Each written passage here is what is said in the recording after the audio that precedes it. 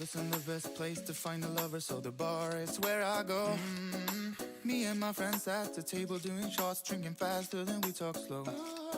Come over and start a conversation with just me, and trust me, I'll give it a chance. Now take my hand, stop, Havana Man on the jukebox, and then we start to dance. And I'm singing like, girl, you know I want your love. Your love was handmade for somebody like me. Come on now, follow my lead. I may be crazy, don't mind me. Say, boy, let's not talk too much. Grab on my waist and put that body on me. Come on now, follow my lead. Come on now, follow my lead. I'm in love with your body. I'm in love with your body. I'm in love with your body. I'm in love with your body. I'm in love with the shape of you. We push and pull like a magnet too. Although my heart is falling too. I'm in love with your body. And last night you were in my room. Now I'm bed sheets smell like you. Everything discovering something brand new. I'm in love with your body.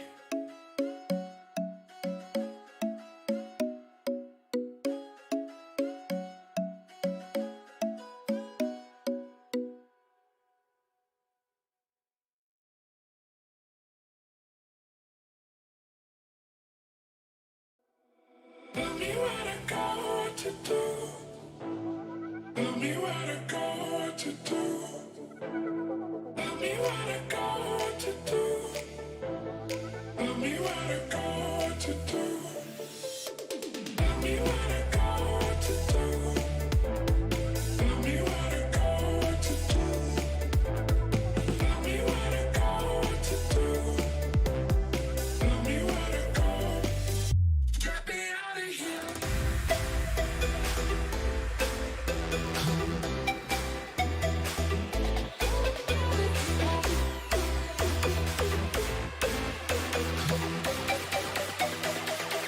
Get me out of here.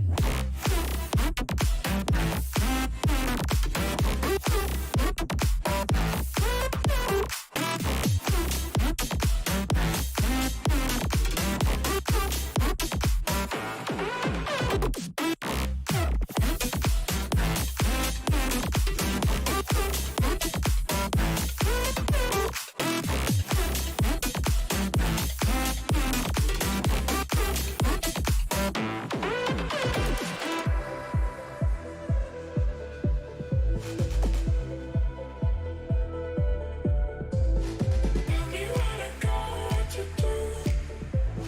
Tell me where to go, what to do. Tell me where to go, what to do.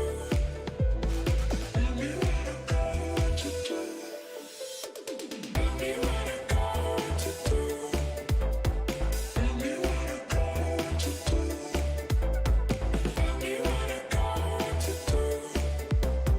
Tell me where to go. Get me out of here.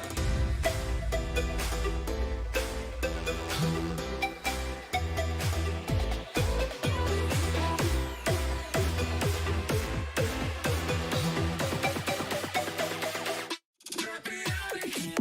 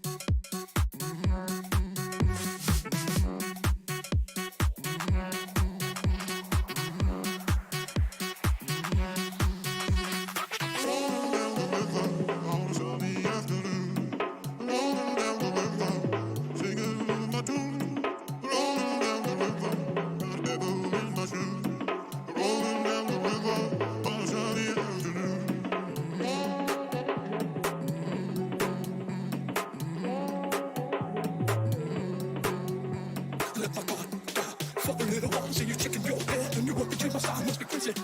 With this love song, let's break up this speaker.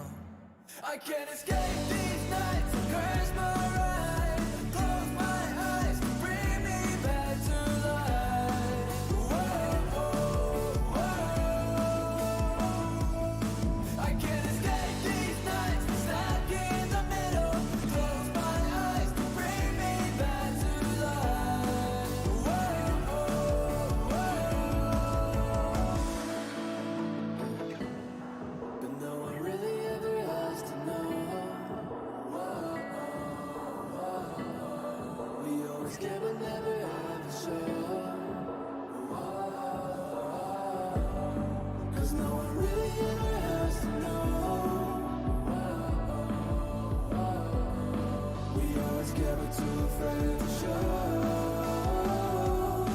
I can't escape these nights. I crash my ride, close my eyes, bring me back to life. Whoa, I can't escape these nights. We're stuck in the middle. Close my eyes, bring me back to life.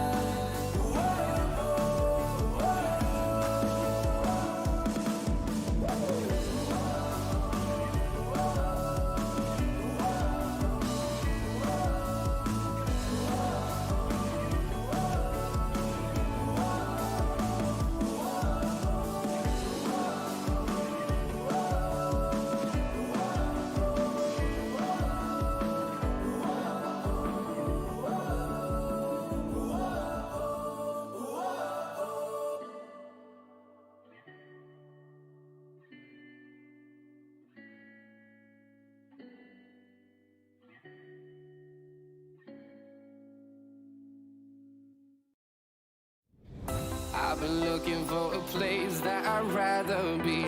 I've been searching for my own destiny. I raise my gun to the sky and scream out loud. This is my life, this is my hope, this is what I stand for. Now is the time to let it all. We are the young ones that fight for survival. We will watch like an eye on the fighter. We are the young ones that fight for survival. We will watch like an eye on the fighter.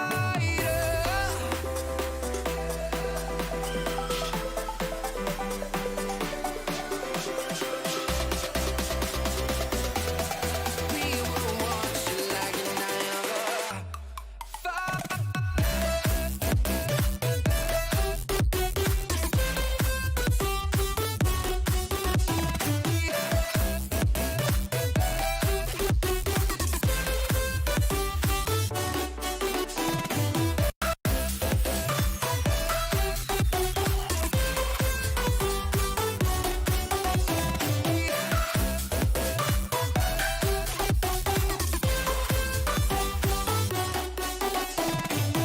I've been looking for a place that I'd rather be.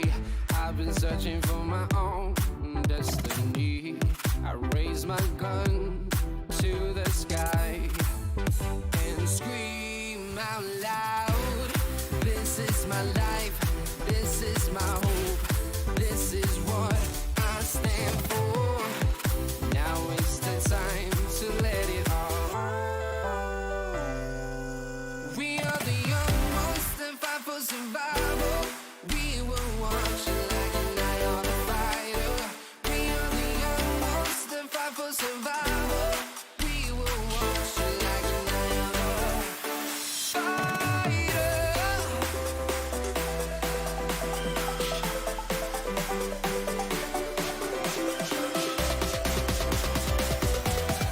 We will watch like an eye on the fighter.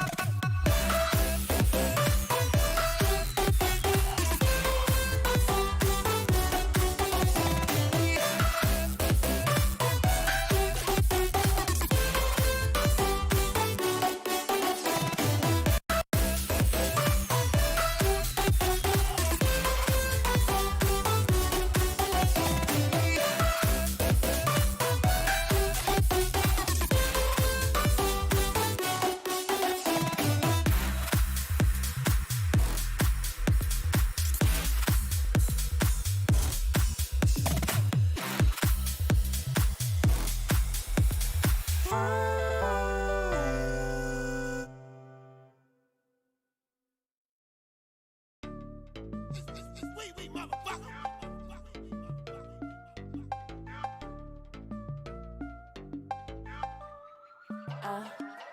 I see you looking at it. Oh, you like that, huh? Got that yummy, he wanna bite that, huh? Put a ring on it, he wanna wipe it, huh? Let you try it, if I do, then you gon' get excited. See you looking at it. Oh, Oh, you like that, huh? Got that yummy, you wanna bite the, huh? Put a ring on it, you wanna wipe it, huh? Let you try it if I do, yeah, you gon' get excited. Yeah, jumping like a kid, had to tell him sit calm. Ain't no tapping out, do it through the sitcom. Give your ass a little, but you better bitch none. Asking how many chances, and I told him bitch none. I'm a thumbs up. You can see people now are moving to cities, but they don't have the abilities to at least find a decent work. They can't find the work that is suitable for them because they don't have the skills good enough to get them a work, to get them enough money to actually have a living. Let's say in Jakarta, currently we can see that a lot of people are living under the bridges, or we also know the manusia gerobak phenomenon, where we can see a lot of people living in houses that are not literally houses. It's just a place where they can actually stay for a while to at least can sleep. So next of all, I'm going to explain about the condition we're facing right now. It's the COVID-19. So as we can see, like the COVID-19 is like actually really, really affecting the economy of the people in the country. So people in the country right now are currently facing a lot of people are losing their jobs. So it results in a lot of poverty since people don't have have wages and they can't afford to buy food, so they can also have a proper housing because they can't even provide the bare minimum of having food. Next of all, I'm going to define some things. The first is the government. So the government I'm talking about is the government in every level, like from the nation, like in Indonesia, in the whole Indonesia itself, to cities itself, like example Jakarta. Next of all, public housing. Public housing are houses that are provided by the government, which are available for free, and there are ones for rent and with lease. So with the renting, people who earn are having to pay them rent. Examples like the public housing is apartment, little houses, and also rusun that we have in Indonesia. So this ranges from free to cheap rents that people can actually afford. Next, our stance. We are for this motion and we want to have a lot of public housing available for the poor people. Next, our goal is that we want the poor to be able to survive in the cities. And we would like to achieve our goal with some mechanism. The first one is that there are public housing that are for free, and there are also ones for rent. So the ones for free are for those people who really, really don't have money, who really, really come to the city without any economic advantage, without any ability to have a job. So we can give the public housing to them for free, so at least they can actually have a decent living for a while. Next, if they're able to find a job, we'll charge them and they have to pay rent.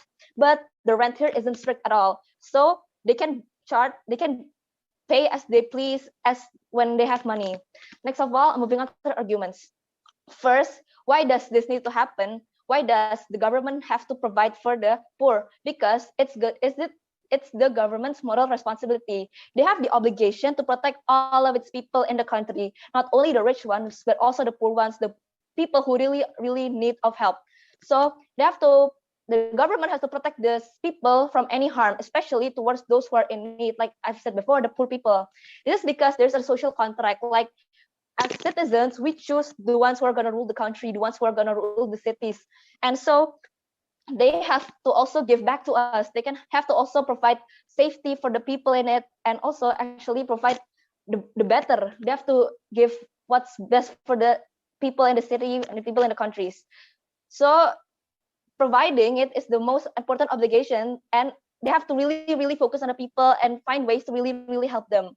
And next on is why is it poor people specifically? Because right now they are the most vulnerable ones. As we can see, a lot of rich people can actually advantage from this pandemic. Like, yeah, they can stay at home, they can rest, but not with the poor people. They're having a lot of more problems, because in reality they are probably more uneducated. They probably only graduate from elementary school and secondary school, so they do not have the education needed to have like decent jobs. Next is that they have no connections. They come to the city in hopes of finding a job, so they don't really have a connection of people who understand the surrounding, understand the economy of the city. Next is that they don't have the skills for decent job. As I said before, like they only come with hopes that they be rich, but they don't have the skills or any other things that will help them to actually achieve those goals to be rich. So this makes them the poorest in the cities because they can't have a place to stay and they can't even live properly. So the government must protect them, because it's also the government's fault that they come to cities, because as we can see right now, they're like the government are probably more focusing on the cities, like they're building the infrastructures, building more public facilities, which are better in the cities rather than in the countries. Where in the countries, it's lacking, and there are probably not good enough public facilities for people to enjoy. So of course, people think that wow, the city is the best. We can get anything very good in the city. Well, it's not true, because ends up they're going to be like people who doesn't have houses in here. So these people who want to achieve and try their dreams, achieve, achieve their dreams, have false dreams of what it's like in the city, and by that they become very very poor.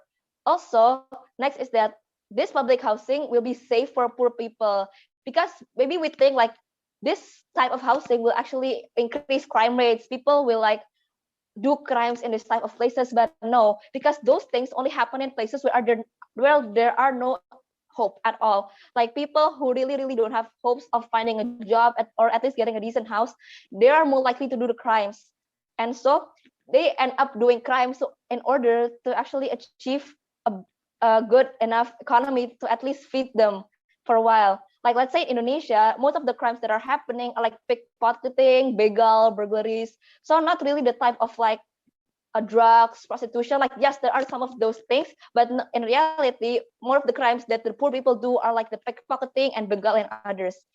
So because they don't have money, they are not able to do the big crimes too.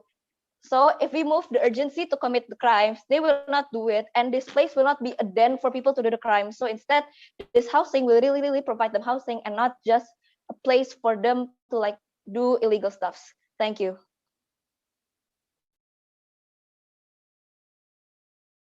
Thank you for the first speaker of the government. Now we welcome the first speaker of the opposition team to deliver their speech. Are you ready? Hello, am I audible? Audible. Before delivering my speech, I think I cannot turn on my camera because of connection issues. So, is that okay? Yeah, it's okay. Thank you. Okay. Sorry. Yeah, sorry. Before that, is anyone timing, or can DLO put the time 167 in the chat box? There's the timer on the Mutia's profile. Can you Oh, see? yeah, sure. Yeah, sure. All right, sorry.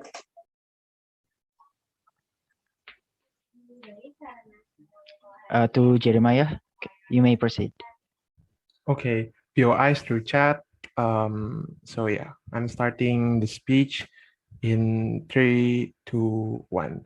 Panels, here's the thing with the case from government. They claim that in the city, there are lots of problems, like people, for example, do not have the skills, and there are like differences in the socioeconomic backgrounds and whatnot.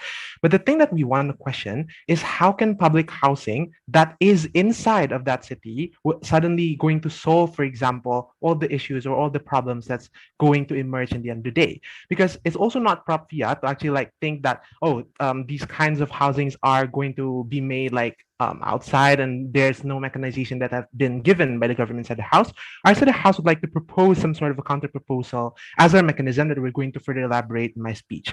Because you're literally not going to solve anything by only creating public housings inside of that city, because exactly of the characterization that they brought in this debate about the hard and harsh situations, for example, that has happened before, because the problem is something that's systemic and structural, in which cities are not designed for actually people that come from marginal communities because of the conditions that we even see, like the public transportation sometimes are not accessible, there are only malls and whatnot.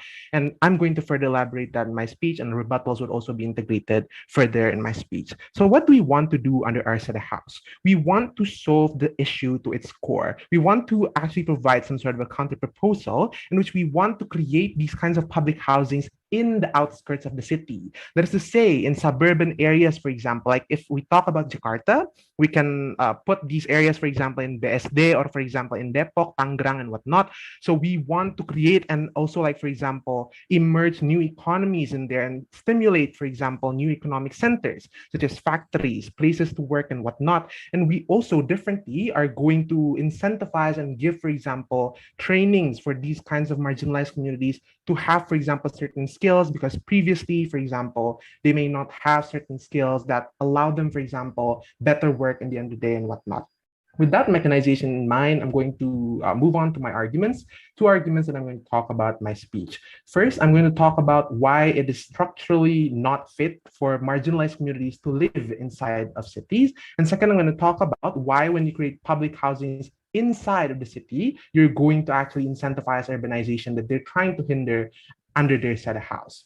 First layer, we think that people that live in cities usually come from backgrounds that, for example, are low in their education and whatnot. There are no proper living arrangements and no proper life plans, and they are like mangadu nasib, quote unquote. Because the kind of job for marginalized communities in cities are usually hard labor, right? Like, for example, you become a buru, for example, or become a helper, for example, because there's less educational privileges for these communities to climb the socioeconomic ladder in the city. We think that in cities, the problem is the poor living conditions for these people cannot be changed by simply, for example, putting them in housings, because you don't suddenly change the external factors that actually hamper or that actually creates the problem for them. That is to say, for example, the stiff competition that exists inside of jobs, the expensive pricing that we see inside of cities. Like, we see differences in pricing in different regions. Like, I bought gorengan for 1,000 in Jakarta and you get like 1,000 for like 3 in Jogja, for example. These kinds of differences and the mismanagement of resources that is like not properly distributed is the issue that we have to structurally fix, because these kinds of infrastructures that are like distributed will, in the end of the day, create more problems if you, for example, make these people, for example, still stay in the city. Like, for example, you can make, for example, the air and water quality become worse, for example, and actually harms other people than the target that we want to help in this debate. Yes, maybe the slum areas can be eradicated and can be minimized, but you don't remove the structural flaw in the design of cities, that is, they're not accessible for these poor people.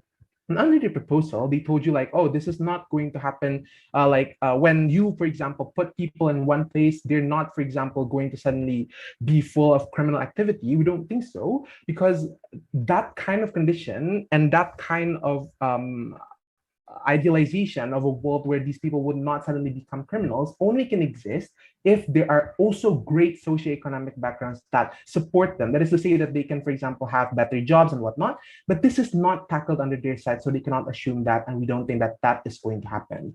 In conclusion, the better quality of life that they want to promise would not happen, because we've proven that the socioeconomic climb is super hard to achieve anyway, and this, in the end of the day, cannot be changed, but it can only exclusively be changed under our set of house with our mechanism. Moving on to my second argument about urbanization and how it actually incentivizes, for example, urbanization to happen.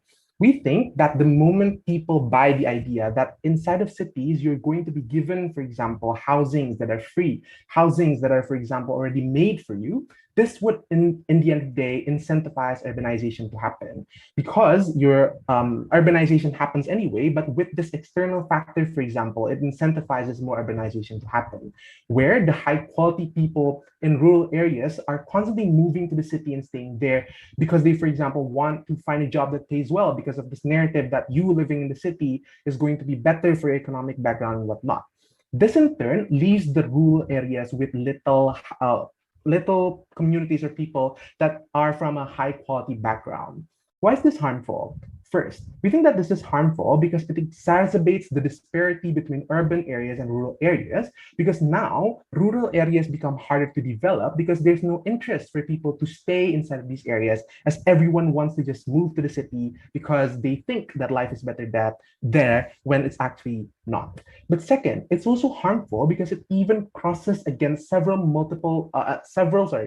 government programs. Like, for example, the government of Indonesia wants to push, for example, or advertise, for example, farming as a career path in the end of the day, like for millennials. But these kinds of targets and plans cannot happen when you, for example, and when there's a high rate of urbanization that happens in the end of the day. We think that under our set of house, it's going to be better, because when you, for example, are given, for example, emerging economies, people would think that, oh, I'm going to have to start from zero again. That is to say that we're given quote unquote equal starting ground, for example. So there's no, for example, this kind of external push and whatnot, and people would be less incentivized to actually urbanize inside cities because they think that, okay, it's going to probably be the same, and I can just stay in my city, or I can just stay in my rural area and whatnot.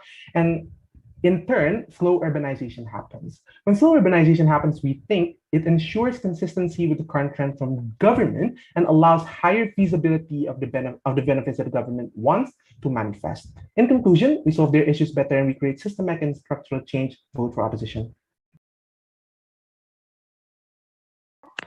Thank you for the first speaker of the opposition team. Now we welcome the second speaker of the government to deliver their speech. Okay, am I audible? Yes, you're audible. Okay, then I'm going to start my speech in 3, 2, 1. Okay, first of all, I'm going to start my speech by doing rebuttals for the arguments that have been said by the first speaker of the opposition team. First of all, creating those spots, those cities that supports the capital city or the industrial city doesn't actually help us, as we already have them, as in Depok, as in Tangerang, as in other industrial city around them, and that doesn't really solve the problem that we have. We still have manusia gerobak, we still have people living under the bridge. And as they said that they want to coach, they want to have coaching or seminars. And let me tell you that the most of our informations actually are also for the information that people in Indonesia have actually came from either one, internet, or two, communities such as RT, rukun tetangga, or RW. And without those RT or RW, they won't have any information where there are coaching or seminars. I will actually elaborate this later in my argument. Second of all, if you move, I'm going to talk about why we have to do this actually in the city. If you move those people, if you move those people in the city, if you do urbanization, people will actually be closer to jobs and a better education. So it will actually be accessible when they can go to school or jobs while walking or maybe just biking. It will be much more accessible rather than creating a housing and urbanization area while still having the job centered in the city. Next of all, we're going to talk about why urbanization is not the problem. When they were talking about how when there's urbanization, that means that there'll be people that are they have their dream crushed because they don't have the benefits, or there'll be like rural jobs will be taken away. But when people are already doing massive urbanization, that means that the benefits are already there and it's already been proven. So when it already happens, actually it's just that there are already the benefits and it's already there, and you don't have to search for it anymore because it's already pretty sure that you're going to get the benefits. And regarding the rural jobs, these jobs, it's actually okay for urbanization to happen, because if rural jobs can actually be very easily it would actually be easily solved by actually doing mechanization and doing technological advance. Like nowadays we don't really see people farm with just animals. We nowadays see people farming with like tractors or trucks or things like that. There's already been technological advancement that will actually help. Next, I'm going to move on to my argument. First of all, during time of crisis such as COVID-19, housing is very important because people need place to quarantine. So when their needs of housing are actually fulfilled, whether they get it for free, whether they got it for rent, or maybe even cheap leasing, if they already have the plan laid out and they already figure out what to do, they can actually focus more on other things, such as doing jobs or learning. When the opposition group said that we don't do anything, actually, when we create housing, it actually release them from the burden of actually worrying whether what they're going to do tomorrow and what they're going to do if it rains. When they have a roof over their head, they actually doesn't need to worry about how the COVID-19 will actually affect them, because as I said earlier, that people need people in this pandemic, people needs to quarantine. So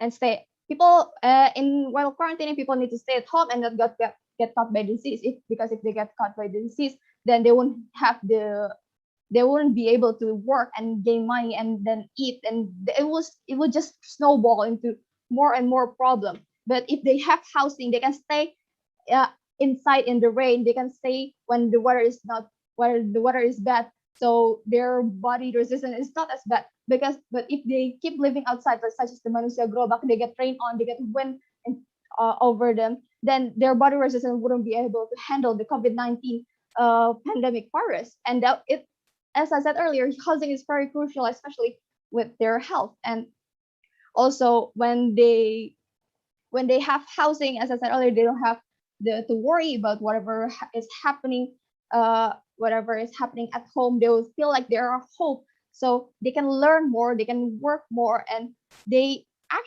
most important thing is that when people have housing, they also have the luxury of electricity, which can lead to dozen of more and much more opportunities, such as getting better jobs or learning better skills from the internet.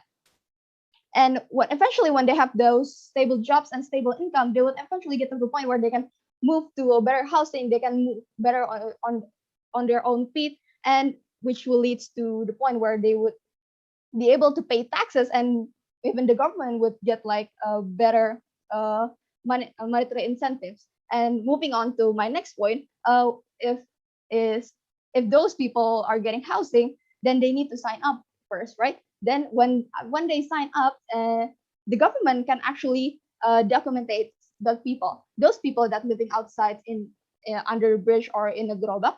They actually, most of them don't have proper documentation. They don't have any card, they don't have KTP. So this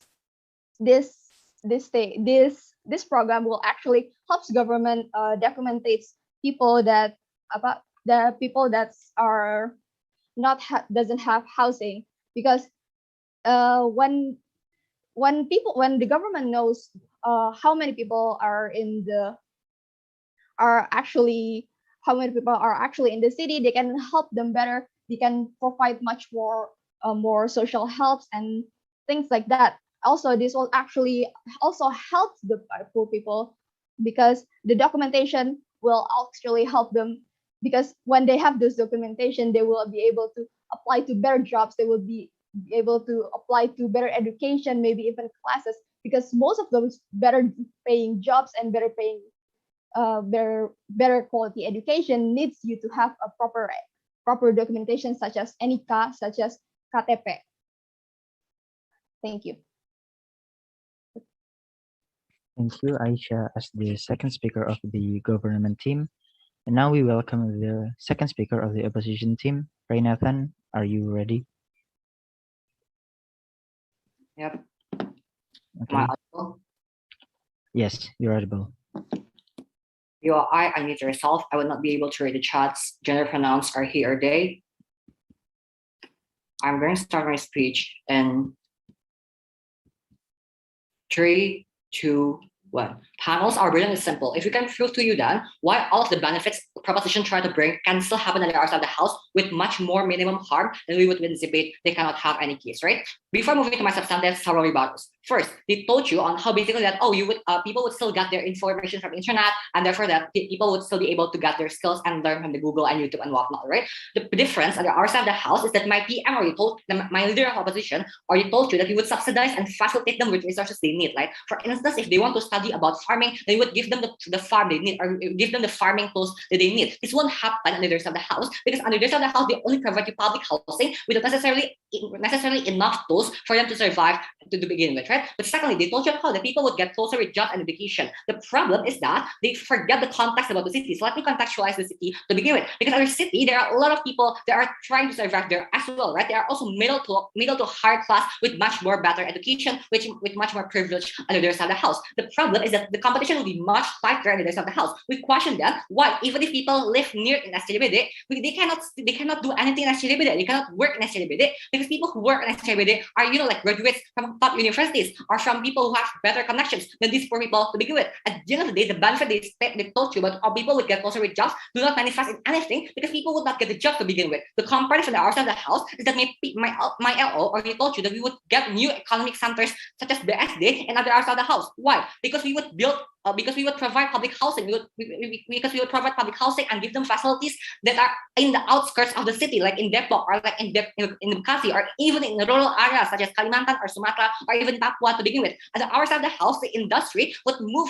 New industry would move to these rural areas because they know there are a lot of human resources they need for the labor to begin with. Therefore, it's going to be much easier competition because it is less populated area, and therefore people would much more feasible for them to get job at the outside of the house. The benefit still and access at the outside of the house, right? But thirdly, they told you on how what is that this housing is already enough for them to provide anything. No, because at the other side of the house, notice that they will still give prices for people who have job, for instance, right? The problem with the other side of the house is that there are people who would get fired from their companies especially in the context of under the context of COVID-19. Under the rest of the house, these people would also lose their access to public housing. Why? Because under the rest of the house, people would get kicked out of their houses, or people would not be able to pay for electricity or for water or for even get the food under the rest of the house. Within that, there are so many external factors. My LO already told you that they will not be solved by simply providing public houses under the rest of the house, right? But furthermore, they told you on how about COVID-19, how they would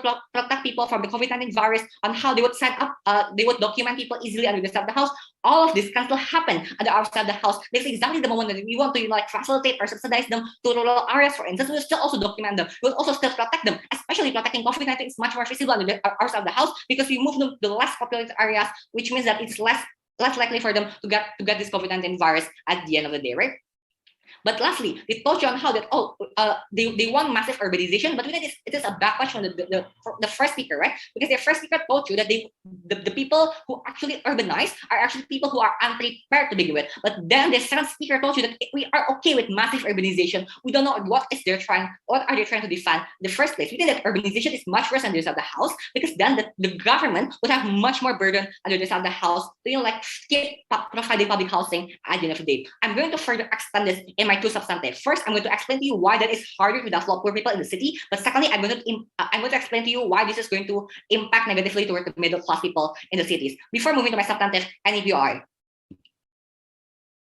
Okay, no. Moving to my first argument about why it's harder to develop poor people, right? The problem on the other side of the house is that when this government actually make public housing in the city, the public facilities in city made by government, such as MRT or RRT, ruang terbuka hijau, and other things, is not accessible towards poor people and therefore not fulfilling these poor people needs, right? Because no, poor people cannot access MRT or RRT. Poor people don't even use it at the end of the day. Poor people do not really need ruang terbuka hijau. And the problem is that in cities, government only focus on aesthetic things, on making these public facilities that cater for aestheticity or for catering the middle to higher class people. Therefore, what these people need, such as public hospital, such as public schools, or such as any other public markets or something like that, cannot happen in the cities because exactly the government do not have incentive to make so on the other side of the house. Therefore, providing public housing is not necessarily solving anything because they would not get the free school on the other side of the house because the schools everything in the schools are all private or international schools on the other side of the house. The hospitals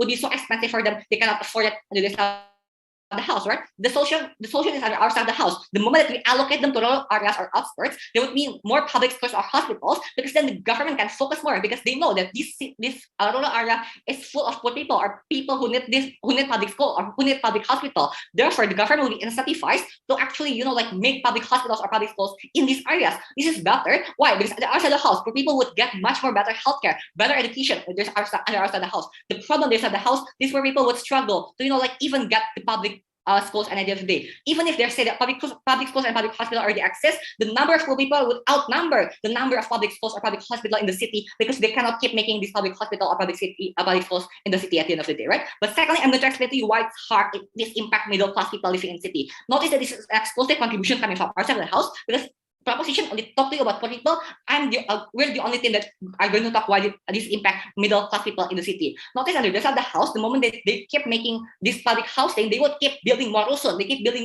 more houses, more apartments under the rest of the house. The problem in cities, there's a very limited land area to begin with, and land prices are very increasing. Under the rest of the house, the moment they keep providing public housing under the rest of the house, the land become much more scarce and much more limited. This is harmful for middle class people who are actually trying to buy houses on their own, who are actually trying to survive, because on the other side of the house, these middle people would not be able to make houses would not be able to buy houses at the end of the day. At the end of the day, the plan would be much more expensive at the rest of the house. Then these middle class people would be very hard to survive. What happens? These middle people would sink into poverty at the end of the day. Because what? Because they cannot even afford to buy houses. They would under the rest of the house, these middle people would get kicked out of the city at the end of the day. Comparatively, on the outside of the house, when these poor people actually move to rural areas, the land is at the very least is less expensive on the proposition side of the house.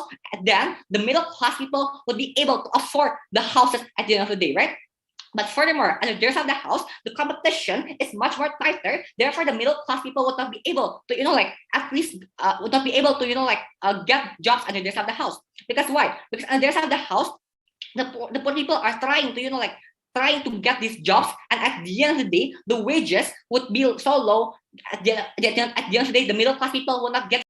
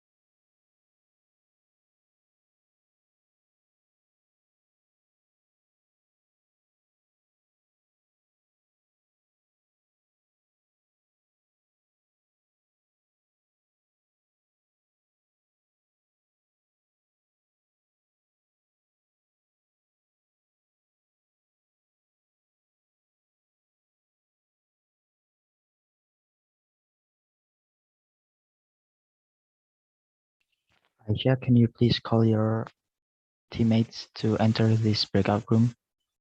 Yes, I'm calling them right now. Thank you. And Jeremiah, can you please call your teammates to enter this breakout room? Thank you. Oke Kak, sebentar ya Kak.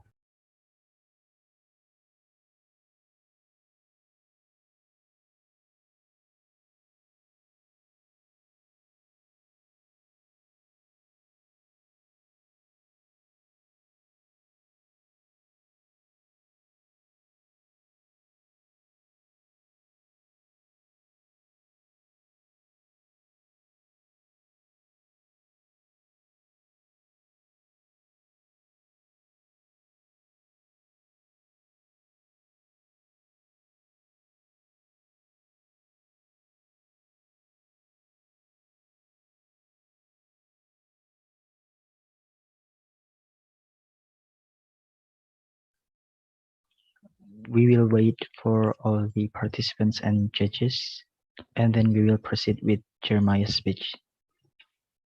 I'm sorry, with Renatan's speech. Thank you.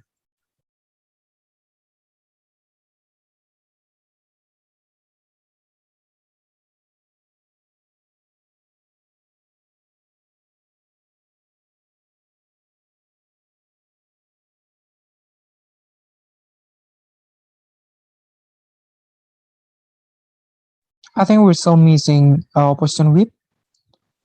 For opposition members, can you call her off? Thank you.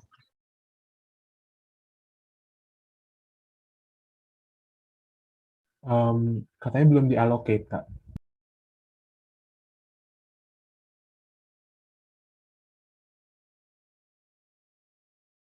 Please wait for a minute.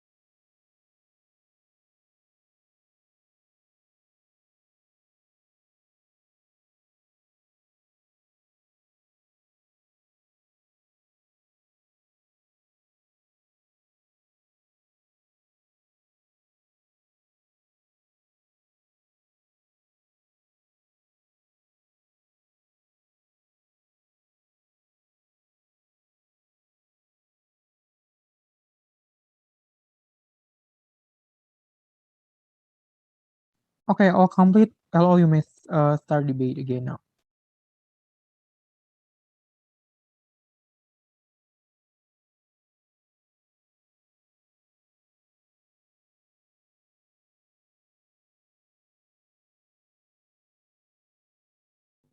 Wait, where do we start from again? Renatan, are you finished? Or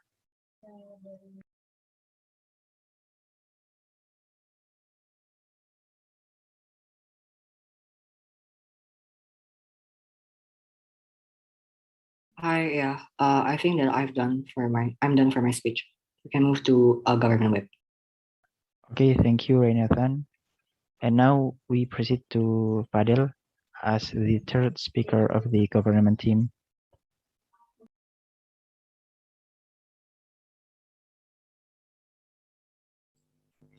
Am I audible? Can you repeat? Am I audible? Yes.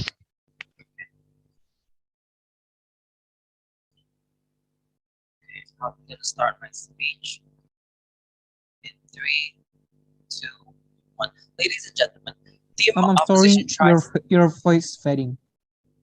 Wait, is it audible now?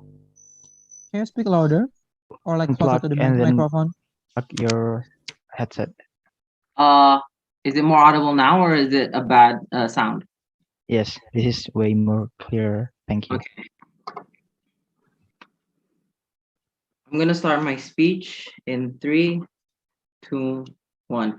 Ladies and gentlemen, team opposition tries to be the savior for all, tries to be the savior for poor people, tries to be the savior for middle class people when they're completely ignoring how much space there actually is in these suburbs, right? How these suburbs are actually exclusively for middle class people, and their benefit for middle class people does not exist at all. Okay, first of all, my speech will be divided into a series of rebuttals, and then at the end I'm going to explain to you why our benefit is more exclusive, right, ladies and gentlemen. First of all, a clarification. They talk about bad urbanization when we're actually talking about how it is actually when conditions are already good, when we already implement these public housings within cities, that this urbanization actually has a good name, right, ladies and gentlemen. It is not the urbanization in the beginning, but urbanization towards their own goal at the end of the day, towards our own goal at the end of the day. So that clash does not exist, right, ladies and gentlemen. And then, first of all, they talk about how us being within public housing does not remove any structural flaws. Well, the most structural flaw, the most important, the most urgent issue right now is the public housing itself, because public housing, as my previous speakers have said, is already helping a lot of people uplift their need for survival, right, ladies and gentlemen? Whereas all the facilities, all the facilities that they told you they would grant would also be granted in our state of house, just because there is public housing in the first place. With public housing, there is internet. With public housing, there is documentation. Ladies and gentlemen, and I would like to stress in the point of documentation itself, right, ladies and gentlemen, because all of their issues with us, with the discrepancy within pricing itself, will be solved when they already have jobs itself, because jobs in the first place are already based on what the standard of living is in the city in the first place, right, ladies and gentlemen. Because there's such a thing as called OML, which is based on that, right, ladies and gentlemen. So that structural issue does not happen, right, ladies and gentlemen. And then they talk about how there are no jobs within the city itself, right, ladies and gentlemen, where it's only top universities that have these jobs, right, ladies and gentlemen. While there are still things called entry-level jobs, which are also needed. No POI, which are also needed in these cities themselves, right, ladies and gentlemen. And I would argue that it is a bigger need within these cities themselves to have these entry-level jobs, to have these low-level jobs, right? That can stack up and then help these poor people when they have these jobs in the first place. Because office buildings, the thousands in Jakarta, they need jobs like janitors. They need those jobs to sustain themselves, to sustain the people working there. So that argument falls apart, right, ladies and gentlemen. And then they talk about how they're going, how land is scarce in the city, right, ladies and gentlemen. Where what we're doing is land is not scarce in Jakarta. There are actually because it is more inhabited by slums, ladies and gentlemen. It is not inhabited by all these office buildings or all of these middle class people houses, right, ladies and gentlemen. So land is not actually scarce. We have a lot of land in the cities. It's just not properly used, which is going to be properly used better within public housing themselves, right, ladies and gentlemen. And then they talk about how middle class people aren't going to be able to buy houses in cities, right, ladies and gentlemen. Well, middle class people do not buy houses in Jakarta anyway. Within Jakarta itself, they only buy they only buy houses in let's say Pondok Gede, for example, or near Tangerang, ladies and gentlemen. They do not buy houses in Menteng. They cannot afford to buy houses in Menteng. We are not taking away their spaces, right, ladies and gentlemen. We are taking away the slums. We are not taking away those developments that only exist. They only exist in Bintaro. They only exist in BSD. They do not exist within the cities themselves. So that whole argument falls apart. More expensive, blah blah blah. It doesn't stand up, right, ladies and gentlemen.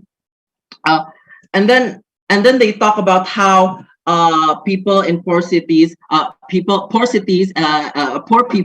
in cities are going to take away jobs. We're going to take away middle class jobs. Well, they're only going to take away middle class jobs if they move into a middle class area like Bintaro, like BSD, like Cibubur, for God's sake, because the middle class works everywhere, right? They work within the management, within the factories. They work within the office buildings in Jakarta. So what is it to say that their argument will also happen in our side of the case, where the poor people take the middle class job? Also, we need to examine that there are already middle class within Bintaro and BSD themselves, right? So what do we say that these poor people won't take over that place too, or these poor people will start to be invasive in their areas too? While as the poor people have already had a home in Jakarta, where poor people are not only people born from urbanization, but also ethnic local Betawi people, or people that already urbanized a long time ago, but they haven't made it up in the city, but now they are considered Betawi in the first place. They do not take into fact that there is a huge logistical problem within moving people into suburbs. Not only documentation, but they also need to move places in middle class places within those areas, right, ladies and gentlemen? So their whole argument and their whole trying to be the whole savior for middle class is not great, right, ladies and gentlemen? But why, at the end of the day, is our benefit more exclusive? First of all, I'm going to extend more on the documentation and logistical part, because people don't want to move to suburbs. If if the poor people wanted to move to suburbs, they would move a long time ago, right, ladies and gentlemen, if it were feasible, right, ladies and gentlemen. But they have this is an extension of documentation. They are documented as Warga Jakarta. They are not documented as Warga Tangerang, right, ladies and gentlemen. They have a special connection to this place, so they don't want to move into the first place, right, ladies and gentlemen. And then in their side, and then in our side of the case, they are moving into rumah rusun. They are moving into apartments. They are moving into cities.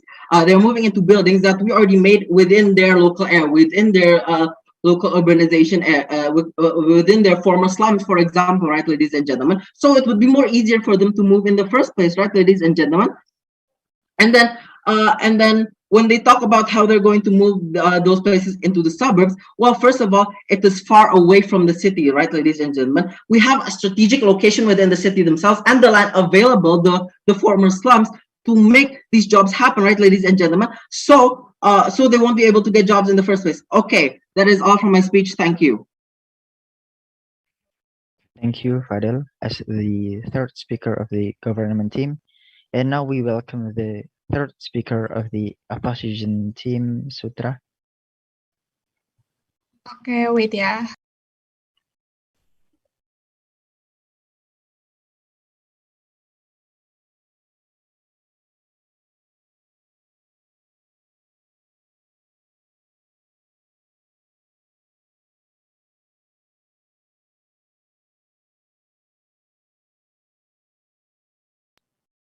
Okay, I'm so sorry. I don't think I can turn on my camera because I have like connection issue.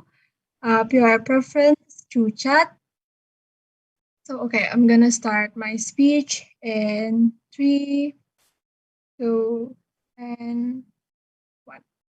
When you're a person who live and born in a slum area in Jakarta, having a better house does not mean anything because you still couldn't compete with another 10 million people in Jakarta, nor to have like the right requirement for you to have a proper job in the city. What you need is an environment and a facility that's suitable for you. What you need is probably training and job socialization instead of like a bougie park. What you need is job that is more suitable for you, having land to like, for example, farming or in a more labor kind of job, which is something exclusive under our house.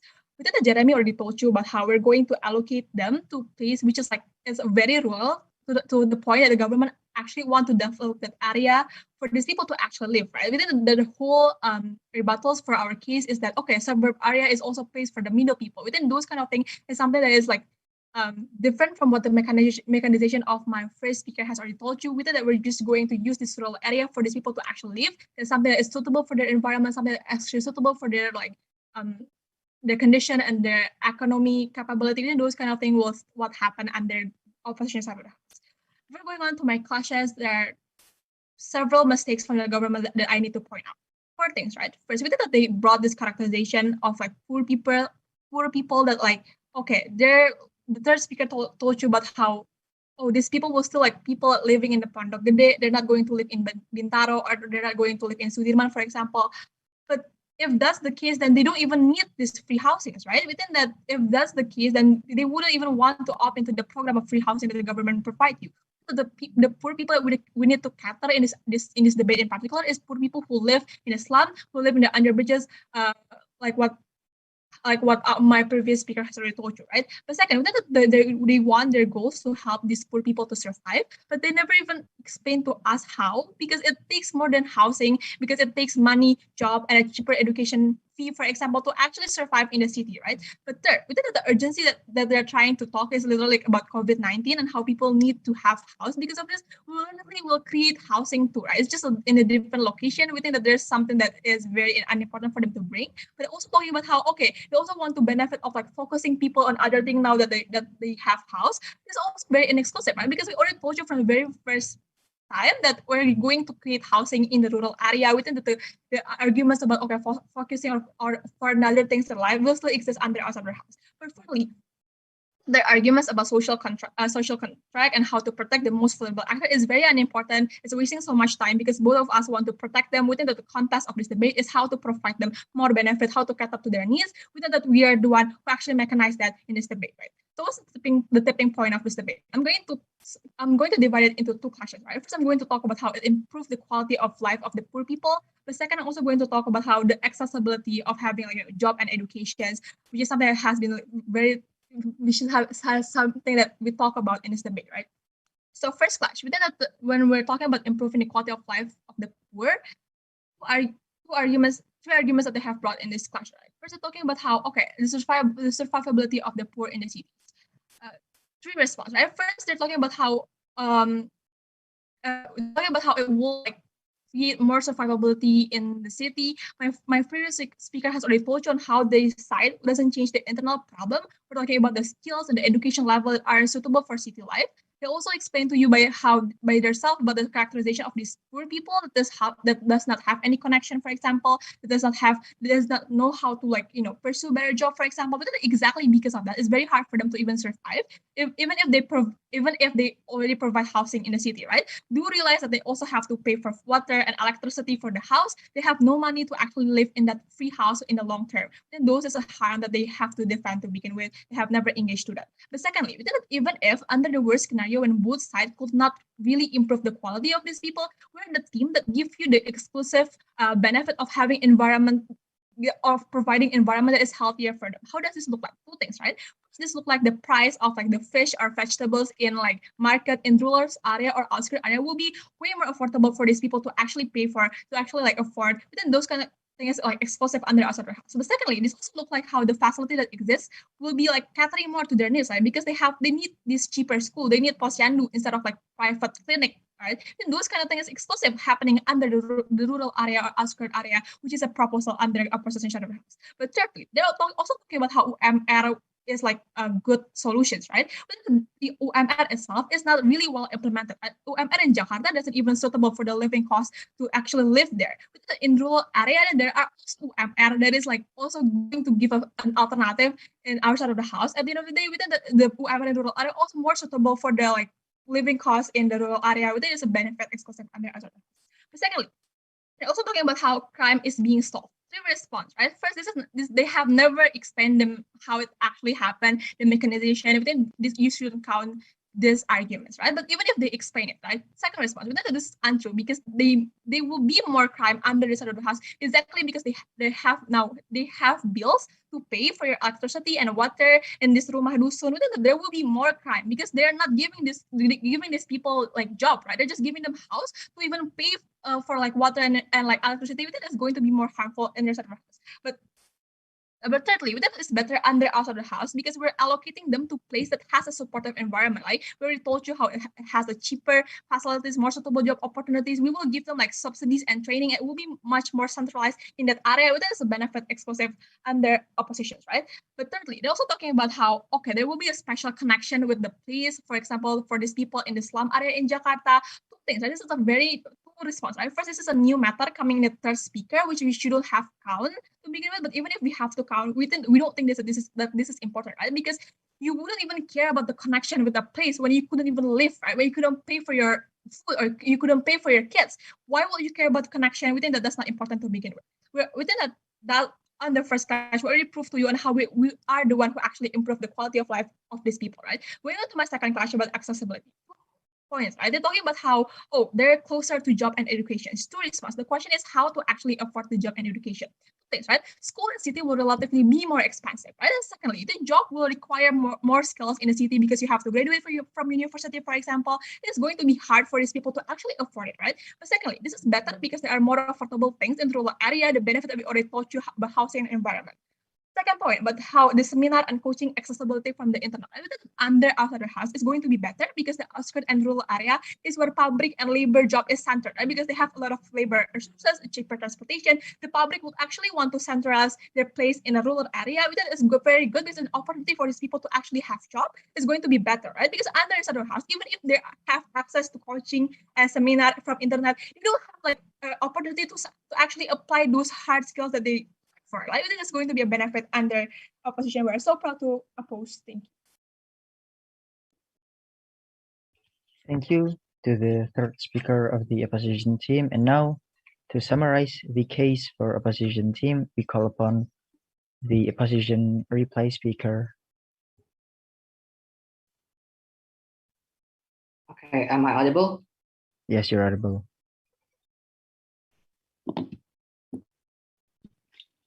I'm setting on my timer. I'm going to start my speech in 3, 2, 1. Panels, what you get under proposition side of the house is people getting kicked out of their dorms, getting kicked out of their rusons, just because they cannot pay rent or just because they cannot pay their electricity, right? Because I think that what proposition fails to prove, since the very first speaker, is that they failed to prove why then the life would be sustainable under their side of the house.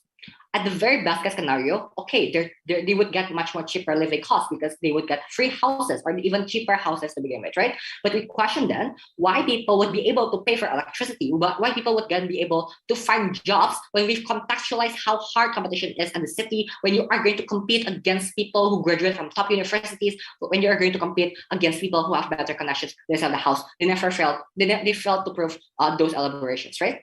But thirdly, they also failed to explain to you why all of the benefit they told you about how then the people would get better jobs, on how then people would get better documentations, on how people would get protected from COVID-19 and whatnot, why these benefits matter at the very first place. I think the propositions of the house lack of explanation about why it's important to begin with, especially their whole case realized, for instance, on the argument about documentation. They failed to prove to you why then, just because these poor people have documentation, why then everything suddenly would be relieved, and suddenly why then these poor people would live in a utopic society and just out of the house, right?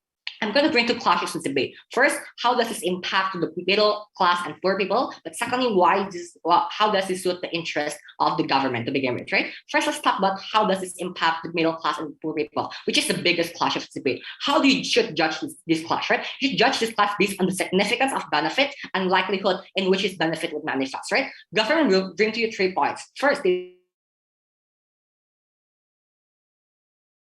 told you on how they're going to provide better living for the people, for people, because basically they already have they told you about how it creates better protection from COVID-19, right? Notice that all these three benefits, we proved to you what this is inexclusive to begin with, right? But furthermore, we also prove to you why these 3 benefits are less likely to happen inside the house. We told you on how that protection from COVID-19 is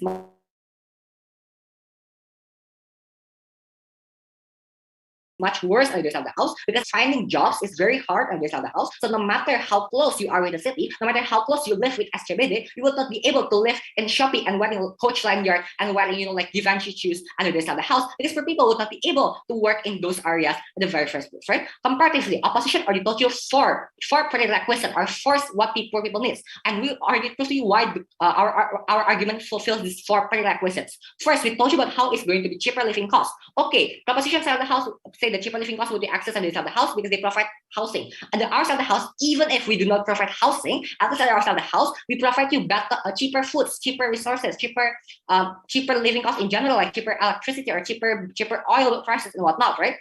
Even like as simple as cheaper water and whatnot, right? Secondly, we told you on how that on the outside of the house we would provide you economic assistance. We told you on how that on the outside of the house that there would be more incentives for industry to like move to rural areas, because we reallocate these poor people in the city to rural areas. Therefore, this industry or these factories would appear in these rural areas, right? But furthermore, we told you also that we would give this facilitate these for people with resources they need for farming and etc. Right? Thirdly, we told you on how the outside of the house it is less competition, because on the outside of the house we do not necessarily have to compete with middle class or even like upper class people on the other side of the house, right? But fourthly, we told you about social welfare would be manifested better on the outside of the house, because public facilities would be much better on the outside of the house because it caters more to the needs of the poor people, because it's specific to that area and compared to the other side of the house. This government would focus more on aestheticity and the rich people, right? But furthermore, we told you exclusive benefit that the middle class or working class people would be much better on the outside of the house, because they would get cheaper prices of land and therefore they would afford more houses on the outside of the house. The outside of the house, these middle class people would not even able to buy houses. Furthermore, on the second clash about principle about government in responsibility, we know that can be fulfilled also on the outside of the house, and government can also manifest their benefit or manifest their help on the outside of the house better, because they would be able to like specifically have this area of poor people on the outside of the house. For all these reasons, how you should win this debate. Thank you, Renatan, as the reply speaker of the opposition. And now to summarize the government case and the entire debate, we call upon government reply speaker. Okay, is my voice audible right now?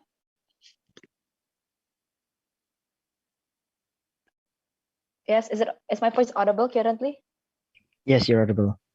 Okay, then I will begin my speech in 3, 2, 1. Okay, panels. So yeah, as we can hear from what the opposition has said, but what my team think is that they don't take into account about the COVID-19 and how moving people in the suburbs will help solve it.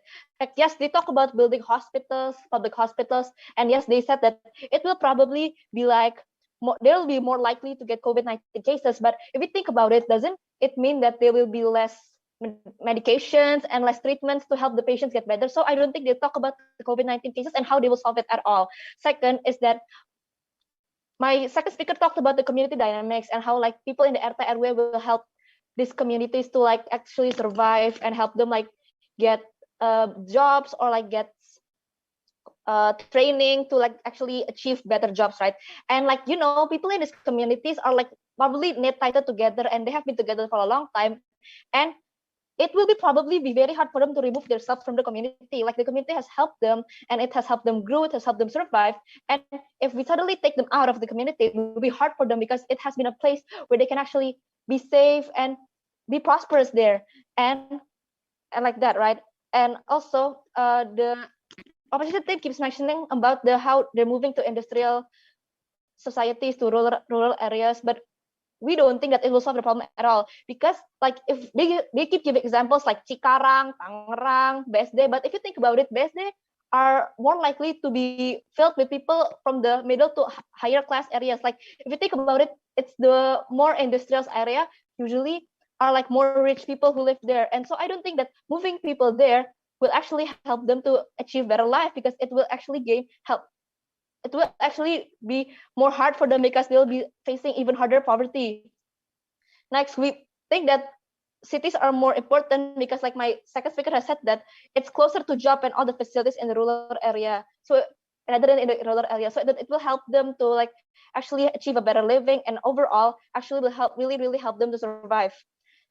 And I think that's it from us. So I think that the government team should win. Thank you. Thank you to the government reply speaker, and thank you to all of the speakers for finishing the grand final round. And this concludes the grand final round. Now we will give time for the judges to give a decision. In the meantime, everyone can go back to the main room where we will wait for the results of this round. Thank you to all the judges, participants, and audiences. And thank you guys for the debate. And the announcement of LIMAS UI will be announced on November 12th on the 2021 LIMAS UI Appreciation Night. Dan sebelum aku tutup, mau ingetin ke teman-teman dan penonton semua bahwa malam ini jam 23.59 waktu Indonesia Barat adalah penutupan voting poster favorit LIMAS UI 2021. Jadi jangan lupa vote dan ajak teman-teman lain untuk vote. Terima kasih untuk semua dan sampai jumpa di rangkaian LIMAS UI selanjutnya. Kak, sorry mau nanya bentar, berarti ini kita langsung leave meeting aja kan ya? Itu dulu ya, ke main room. Oh, main room. Main room, Thank you, Kak. ya. Thank you.